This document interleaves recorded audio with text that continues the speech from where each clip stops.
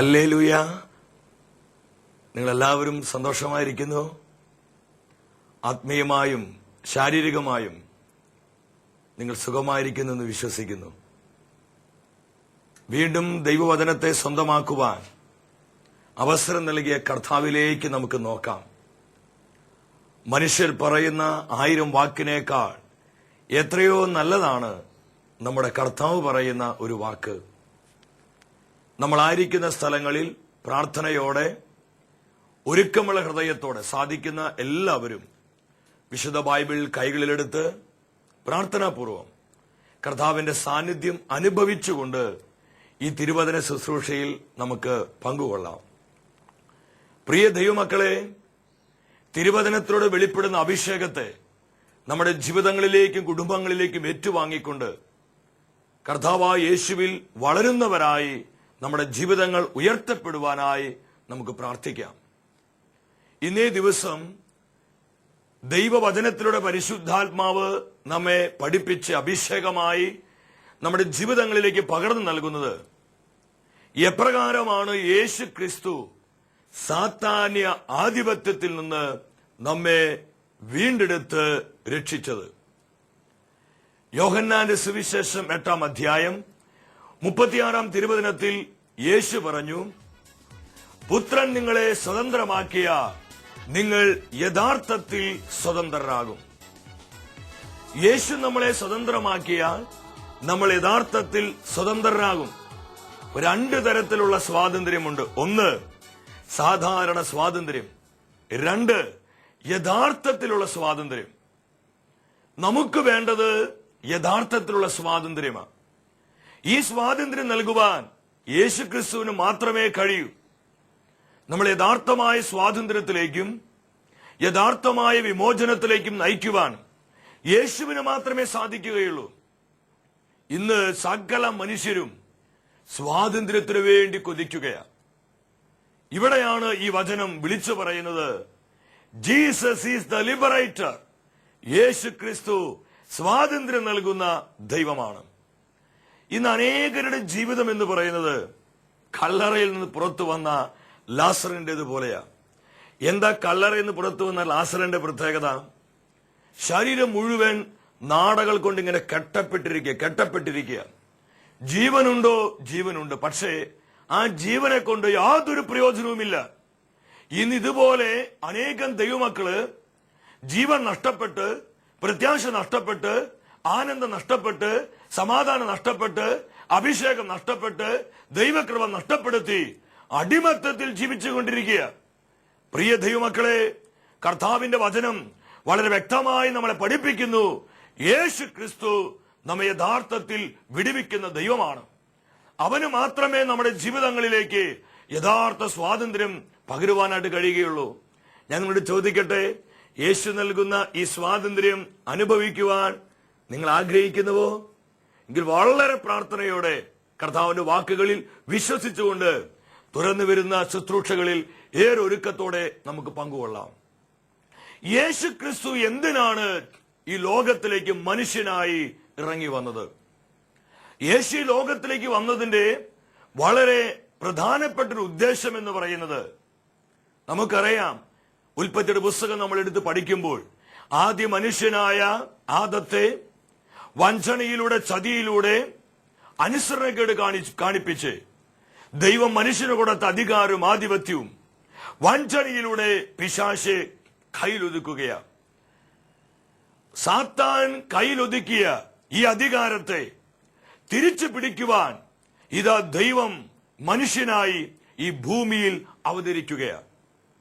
യോഹന്നാന്റെ 1-ാം ലേഖനം 3-ാം അധ്യായം 8-ാം തിരുവചനത്തിൽ വചനം പഠിപ്പിക്കുന്നു, ദൈവപുത്രനായ യേശു ക്രിസ്തു ഭൂമിയിൽ പ്രത്യക്ഷനായത് പിശാചിന്റെ പ്രവർത്തികളെ നശിപ്പിക്കുന്നതിന് വേണ്ടിയത്രേ.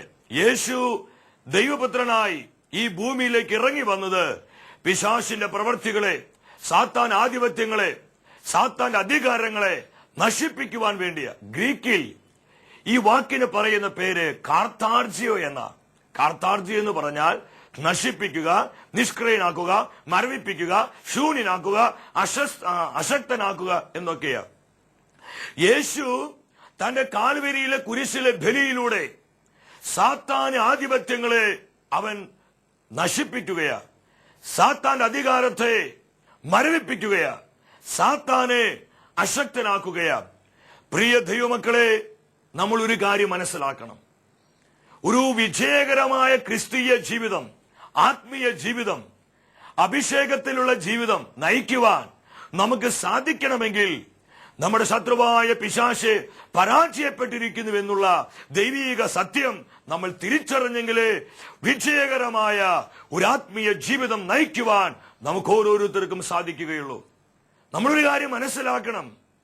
യേശു ലോകത്തിലേക്ക് വന്നത് പിശാചിന്റെ പ്രവർത്തികളെ നശിപ്പിക്കുവാൻ വേണ്ടിയാ. ഹെബ്രായ പുസ്തകം 2-ാം അധ്യായം 14-15 തിരുവചനങ്ങൾ നമ്മൾ എടുത്ത് പഠിക്കുമ്പോൾ കാണുവാനായിട്ട് പറ്റും. മക്കൾ ഒരേ മാംസത്തിലും രക്തത്തിലും ഭാഗവാക്കുകളാകുന്നത് പോലെ യേശു ക്രിസ്തുവും നമ്മെ പോലെ രക്തശരീരങ്ങൾ സ്വീകരിച്ചുകൊണ്ട് മനുഷ്യനായി വന്നു. എന്തിനാണ് യേശു ക്രിസ്തു നമ്മെ പോലെ രക്തത്തിലും മാംസത്തിലും ഭാഗവാക്കായി വന്നത്? എന്തിനാണ് യേശു മനുഷ്യത്വം സ്വീകരിച്ചത്? ഇന്ന് അനേകരുടെ ഉള്ളത്തിൽ ഉയരുന്നൊരു ചോദ്യമാണ്, എന്തിനാണ് യേശു മനുഷ്യനായി വന്നത്? ദൈവമായിട്ട് മാത്രം ഇങ്ങ് വരാമായിരുന്നില്ലേ? എന്തിനാണ് ക്രിസ്തു മനുഷ്യനായി വന്നത്? പ്രിയമുള്ളവരെ, യേശു നമ്മെപ്പോലെ മാംസത്തിലും രക്തത്തിലും ഭാഗവാക്കായി മാറിയതിന് പിന്നിൽ വലിയ ഒരു രഹസ്യമുണ്ട്. യേശു ദൈവമായിട്ടാണ് വന്നിരുന്നതെങ്കിൽ ദൈവത്തിന് മരിക്കാൻ പറ്റുമായിരുന്നില്ല. പിശാചിന്റെ അധികാരത്തെ തകർക്കണമെങ്കിൽ, സാത്താൻ ആധിപത്യങ്ങളെ നിർവീര്യമാക്കണമെങ്കിൽ, മരണ സാമ്രാജ്യത്തിലേക്ക് പ്രവേശിക്കണമെങ്കിൽ യേശു മരിക്കണം.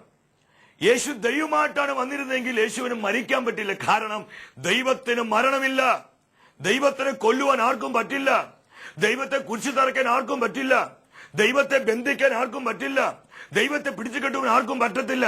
അതുകൊണ്ട് യേശു അവൻ മനുഷ്യനായി ഈ ഭൂമിയിൽ അവതരിച്ചു. വചനം പറയാ, അതെന്തിനു വേണ്ടി? മരണത്തിന്റെ മേൽ അധികാരമുള്ള പിശാചിനെ തന്റെ മരണത്തിലൂടെ നശിപ്പിക്കാൻ വേണ്ടി. ഹല്ലേലൂയ! യേശു ക്രിസ്തു 2000 വർഷങ്ങൾക്ക് മുൻപ് കാൽവരി കുരിശിൽ അതാണ് നമുക്ക് വേണ്ടി ചെയ്തത്. യേശു തന്റെ മരണത്തിലൂടെ അതുവരെ മരണത്തിന് മേൽ അധികാരമുള്ള പിശാചിനെ നശിപ്പിച്ചു. നമ്മൾ ആരും ഇനി പിശാചിനെ ഭയപ്പെട്ടിരിക്കേണ്ട കാര്യമില്ല. ഞാൻ ഇന്ന് അനേകരെ കണ്ടിട്ടുണ്ട്. അവർക്ക് പിശാച് എന്ന് പറയുന്നത് എന്തൊരു പേടിയാണെന്നറിയോ? അവിടെ നോക്കിയ ബന്ധനം, ഇവിടെ നോക്കിയ ബന്ധനം, ആ ബന്ധനം, ഈ ബന്ധനം.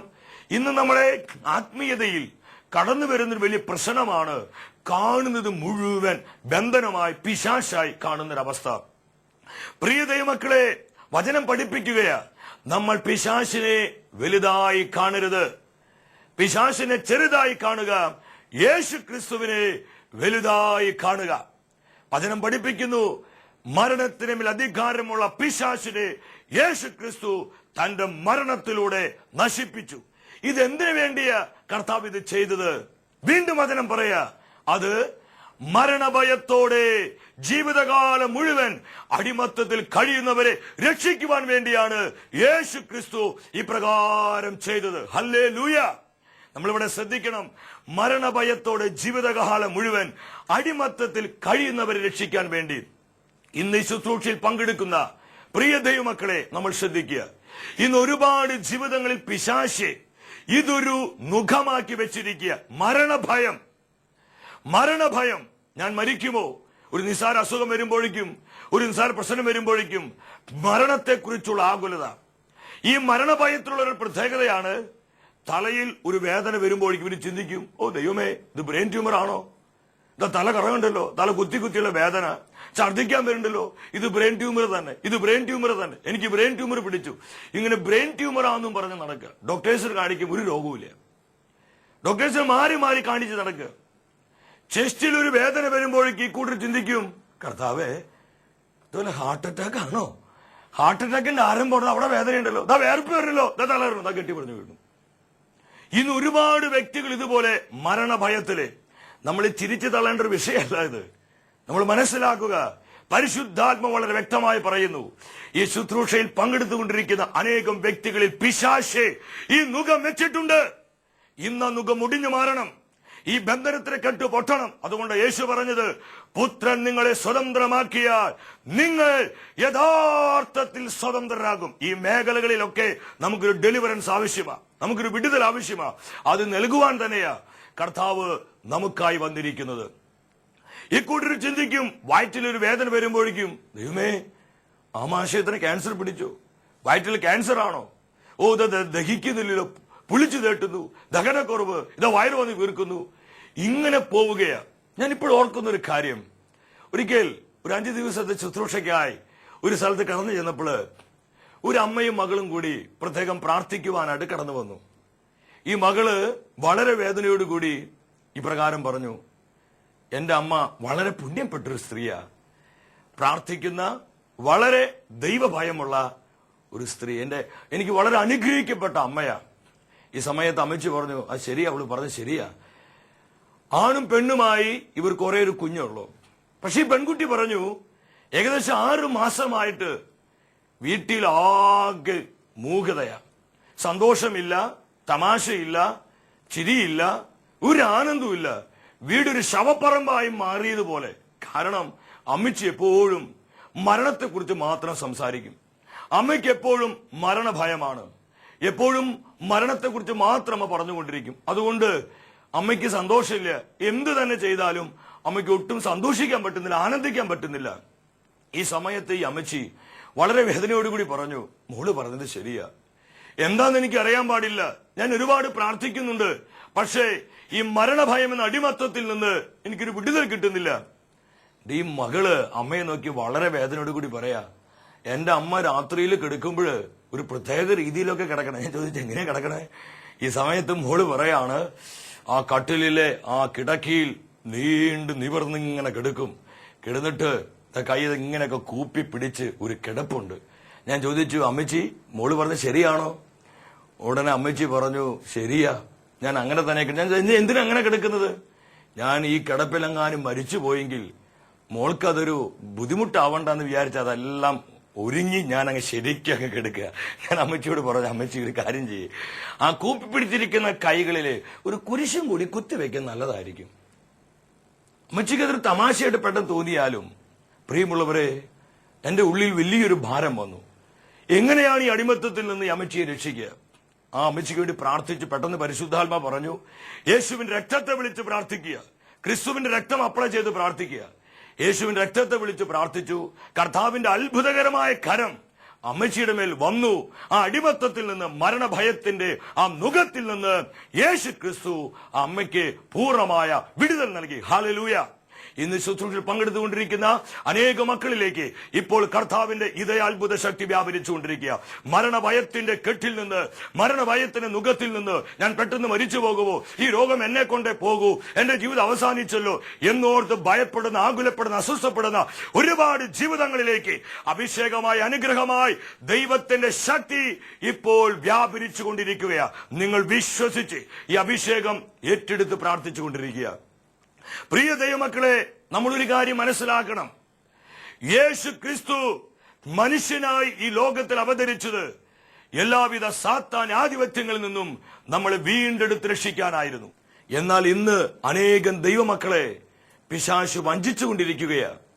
പൗലോസ് അപ്പോസ്തലൻ കൊരിന്തോസ് സഭയ്ക്ക് എഴുതിയ 2-ാം ലേഖനം 11-ാം അധ്യായം 3-ാം തിരുവചനത്തിൽ ഇപ്രകാരം പറയുന്നുണ്ട്, എന്നാൽ സർപ്പം ഹവ്വായെ തന്ത്രപൂർവം ചതിച്ചതുപോലെ ക്രിസ്തുവിൽ നിന്നുള്ള ലാളിത്യത്തിലും വിശുദ്ധിയിൽ നിന്ന് നിങ്ങൾ വ്യതിചലിക്കപ്പെടുമോ എന്ന് ഞാൻ ഭയപ്പെടുന്നു. സർപ്പം ഹവ്വായെ തന്ത്രപൂർവം ചതിച്ചതുപോലെ. പ്രിയമുള്ളവരെ, Satan is not strong but is cunning. പിശാച് ബലവാനല്ല, അവൻ ശക്തനല്ല, പക്ഷെ വളരെ സൂത്രശാലിയ. ഇന്ന് അനേകം ദൈവമക്കളെ പിശാച് വിധം വഞ്ചിച്ചുകൊണ്ടിരിക്കുകയാ. അവന്റെ അനേകം നുണകളിൽ, പിശാച് നൽകുന്ന തെറ്റായ ബോധ്യങ്ങളിൽ, സാത്താൻ നൽകുന്ന തെറ്റായിട്ടുള്ള ആശയങ്ങളിൽ. പ്രിയമുള്ളവർ, നമ്മൾ ശ്രദ്ധിക്കുക. ദൈവത്തിന്റെ വിശുദ്ധ വചനം വളരെ വ്യക്തമായി നമ്മെ പഠിപ്പിക്കുകയാണ്. ക്രിസ്തു തന്റെ മരണത്തിലൂടെ മരണത്തിന് മേൽ അധികാരമുള്ള പിശാചിനെ നശിപ്പിച്ചു. ഹല്ലേലൂയ. പ്രിയമുള്ളവർ, നമ്മളൊരു കാര്യം ശ്രദ്ധിക്കണം. പിശാചുണ്ട്, ബന്ധനങ്ങളുണ്ട്, അടിമത്തങ്ങളുണ്ട്, നുഖങ്ങളുണ്ട്, ഇതെല്ലാം ശരിയാ. പക്ഷെ അതിനെ തകർക്കുന്ന, അതിനെ പരാജയപ്പെടുത്തിയ കർത്താവാണ് നമ്മുടെ യേശു. ഈ വലിയ യാഥാർത്ഥ്യം നമ്മൾ മനസ്സിലാക്കണം. ഇന്ന് അനേകരീ സത്യം അറിയാതെ പിശാചിനെ ഭയപ്പെട്ട് സാത്താൻ പറയുന്ന വാക്കുകളിൽ വിശ്വസിച്ച് ഇന്ന് അനേകരെ വഞ്ചിതരായിക്കൊണ്ടിരിക്കുക. ഈ രോഗം മാറില്ല, നീ രക്ഷപ്പെടില്ല, നീ അനുഗ്രഹം പ്രാപിക്കില്ല, നിന്റെ കുടുംബം ഒരിക്കലും അഭിവൃദ്ധിയിലേക്ക് വരില്ല, നിന്റെ കുഞ്ഞുങ്ങള് വിശുദ്ധിയുടെ വഴിയിൽ നടക്കില്ല എന്ന് തുടങ്ങുന്ന നുണകളിൽ ഇന്ന് അനേകര് വഞ്ചിതരായിക്കൊണ്ടിരിക്കുക. അതുകൊണ്ട് വിശുദ്ധ പൗലോസ് പറഞ്ഞത്, സർപ്പം ഹവ്വായെ തന്ത്രപൂർവ്വം ചതിച്ചതുപോലെ ഇന്ന് അനേകരുടെ ചിന്താമണ്ഡലങ്ങളിൽ പിശാച് അവന്റെ കളകൾ വിതച്ചുകൊണ്ടിരിക്കുക. ഇന്ന് വ്യക്തി ജീവിതങ്ങളിൽ, കുടുംബങ്ങളിൽ, ചില ബന്ധങ്ങളിൽ ഇതുപോലുള്ള ചില സ്വാധീനങ്ങൾ കാണുവാനായിട്ട് കഴിയും. അതുകൊണ്ട് പ്രിയ ദൈവമക്കളെ, ഈ തലങ്ങളിലേക്കെല്ലാം നമ്മൾ യേശു ക്രിസ്തുവിന്റെ കറയില്ലാത്ത രക്തത്തെ വിളിച്ച് പ്രാർത്ഥിക്കണം. യേശു ക്രിസ്തുവിന്റെ തിരുരക്തത്തിന് സകല അടിമത്തങ്ങളെയും തകർക്കുവാനുള്ള അത്ഭുത ശക്തിയുണ്ട്. ഏത് ആധിപത്യ മുഖങ്ങളെയും ഒടിച്ചു കളയുവാനുള്ള വലിയ അഭിഷേകം യേശുവിന്റെ രക്തത്തിലുണ്ടെന്ന് നമ്മൾ വിശ്വസിക്കുക. ആ രക്തം നമ്മുടെ ജീവിതത്തിന്റെ സമസ്ത മേഖലകളിലേക്കും അപ്ലൈ ചെയ്ത് പ്രാർത്ഥിക്കുക. നമ്മുടെ കുടുംബങ്ങളിലേക്ക്, നമുക്ക് ലഭ്യമാകേണ്ട ആ വിടുതലിന്റെ അനുഭവങ്ങളിലേക്ക്, നമ്മളായിരിക്കുന്ന ബന്ധനത്തിന്റെ തലങ്ങളിലേക്ക്, നമ്മൾ സൗഖ്യം പ്രാപിക്കേണ്ട മേഖലകളിലേക്ക്, നമ്മൾ അനുഗ്രഹത്തിലേക്ക് വരേണ്ട ആ തലങ്ങളിലേക്കെല്ലാം യേശുവിന്റെ രക്തത്തെ അപ്ലൈ ചെയ്ത് പ്രാർത്ഥിക്കുമ്പോൾ അവിടെയെല്ലാം ക്രിസ്തുവിന്റെ വലിയ സ്വാതന്ത്ര്യം, അഭിഷേകവും വ്യാപരിക്കുന്നത് ദൈവമക്കളെ നമുക്ക് കാണുവാനായിട്ട് കഴിയും. ദൈവത്തിന്റെ വചനം വളരെ വ്യക്തമായി നമ്മളെ പഠിപ്പിക്കുന്നു. അതുകൊണ്ട് തന്നെയാണ് ഏദൻ തോട്ടത്തിൽ വെച്ച് പിശാച് ദൈവത്തെ നോക്കി പരിഹസിച്ചിരിക്കുക. ആ ദൈവിക പദ്ധതിയിൽ നിന്ന് മനുഷ്യനെ മാറ്റിക്കളഞ്ഞപ്പോൾ അതിലുള്ള സന്തോഷം കൊണ്ട് സാത്താൻ ദൈവത്തെ നോക്കി പരിഹസിച്ചിരിക്കുമ്പോൾ വിശുദ്ധ ബൈബിളിൽ ഏറ്റവും സുന്ദരമായ വാഗ്ദത്തമാണ് ഉൽപ്പത്തിയുടെ പുസ്തകം 3-ാം അധ്യായം 15-ാം തിരുവചനത്തിൽ ഇതാ ദൈവം വിളിച്ചു പറഞ്ഞു. രക്ഷാകര പദ്ധതിയെക്കുറിച്ചുള്ള മുന്നറിയിപ്പ് ദൈവം ആദ്യം കൊടുത്തത് പിശാചിനോട് തന്നെയാണ്. ദൈവം പറഞ്ഞു, നീയും സ്ത്രീയും തമ്മിലും സ്ത്രീയുടെ സന്തതിയും നിന്റെ സന്തതിയും തമ്മിൽ ഞാൻ ശത്രുത ഉളവാക്കും. സ്ത്രീയുടെ സന്തതി നിന്റെ തല തകർക്കും, നിന്റെ തല തകർക്കും. തല എപ്പോഴും എന്തിനെ സൂചിപ്പിക്കുന്നത്? അത് അധികാരത്തെയാണ്, ആധിപത്യത്തെയാണ്. അതുകൊണ്ടാണ് നമ്മുടെയൊക്കെ കുടുംബങ്ങളിൽ പണ്ടൊക്കെ പറയാറുണ്ട്, തലയിരിക്കുമ്പോ വാലാടണ്ട. തല എപ്പോഴും അധികാരത്തെ സൂചിപ്പിക്കുന്നത്.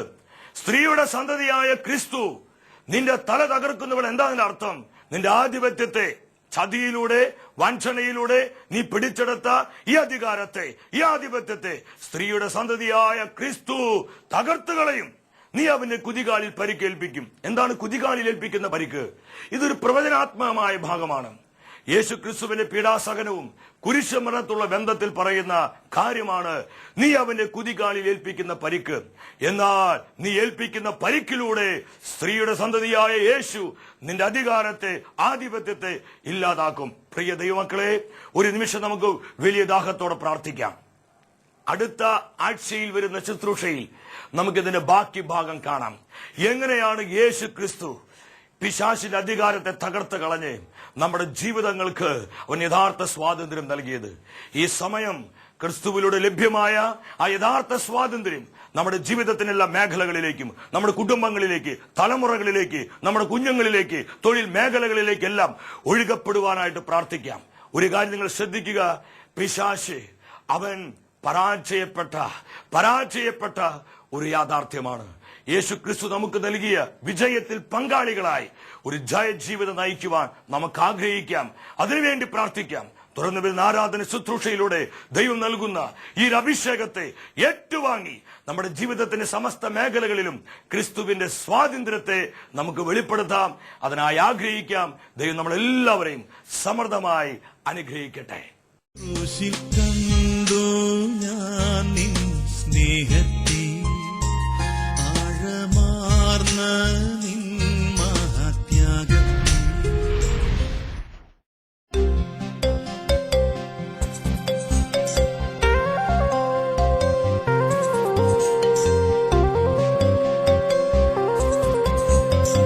അത്ഭുതമായ വിടുതൽ തലമുറകൾക്കെന്നും അവകാശം യേശുവിൻ ബലിയുടെ യോഗ്യതയാലെ ബന്ധനത്തിൽ നിന്നും വിടുതൽ.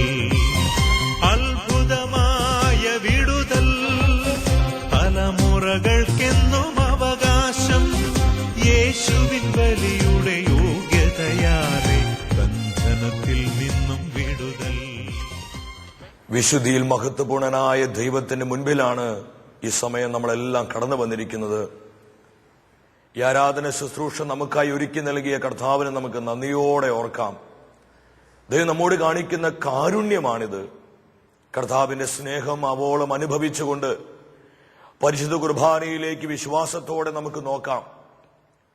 ഏതൊക്കെ മേഖലകളിലാണോ നമുക്കൊരു വിടുതൽ വേണ്ടത്, ഏതൊക്കെ മേഖലകളിലാണോ നമ്മുടെ ജീവിതങ്ങളിൽ, കുടുംബങ്ങളിൽ കർത്താവിന്റെ പ്രവൃത്തി വെളിപ്പെടേണ്ടത്, ആ തലങ്ങളെ ഇപ്പോൾ കർത്താവിനെ സമർപ്പിക്കുക. പരിശുദ്ധ കുർബാനയുടെ മുൻപിൽ ഏറെ നുറുങ്ങിയ ഹൃദയത്തോടെ പ്രാർത്ഥിക്കുക.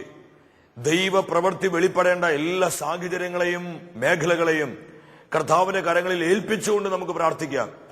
രോഗികളായിരിക്കുന്ന വ്യക്തികള് ഈ സമയം നിങ്ങളുടെ രോഗബാധിതമായ ആ തലങ്ങളിൽ നിങ്ങളുടെ കൈകൾ വെച്ച് യേശുവിന്റെ നാമത്തിൽ പ്രാർത്ഥിക്കുക. ഇതാ ഈ വിശുദ്ധ കുർബാനയിൽ നിന്ന് കർത്താവിന്റെ അത്ഭുത ശക്തി ആ തലങ്ങളിലേക്കെല്ലാം പ്രവഹിക്കുകയാണ്.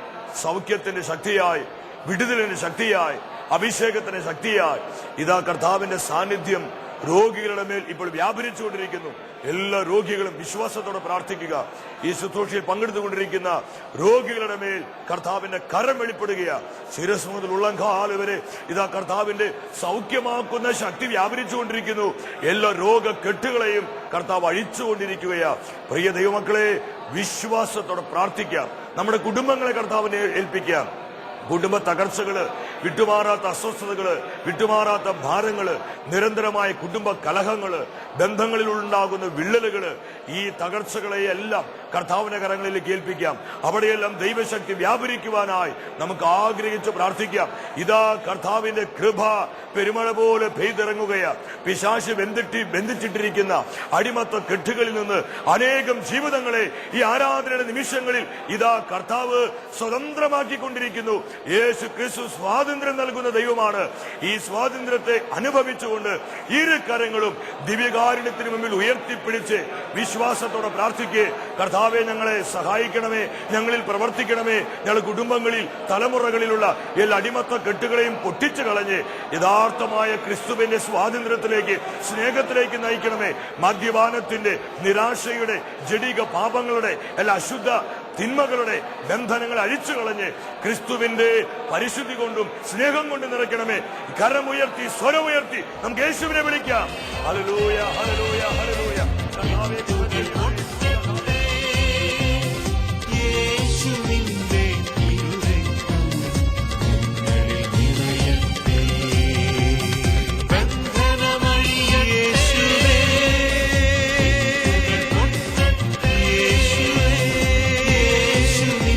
അനുഗ്രഹിക്കുന്ന ദൈവമേ, വിടുവിക്കുന്ന ദൈവമേ, എല്ലാ സാത്താൻ ആധിപത്യങ്ങളിൽ നിന്നും തിന്മയുടെ ബന്ധനങ്ങളിൽ നിന്നും ഞങ്ങളെ വിടുവിച്ച് യഥാർത്ഥമായ സ്നേഹം കൊണ്ട് ഞങ്ങളെ നിറയ്ക്കണമേ. ഞങ്ങളുടെ ജീവിതത്തിൽ പ്രവർത്തിച്ച കർത്താവേ, സകല നന്മകൾക്കായി ഞങ്ങൾ നന്ദി പറയുന്നു. യേശുവേ നന്ദി, യേശുവേ സ്തുതി, യേശുവേ ആരാധന. Hallelujah, hallelujah. നമ്മുടെ ജീവിതത്തിന്റെ സമസ്ത മേഖലകളിലും യേശു ക്രിസ്തുവിനെ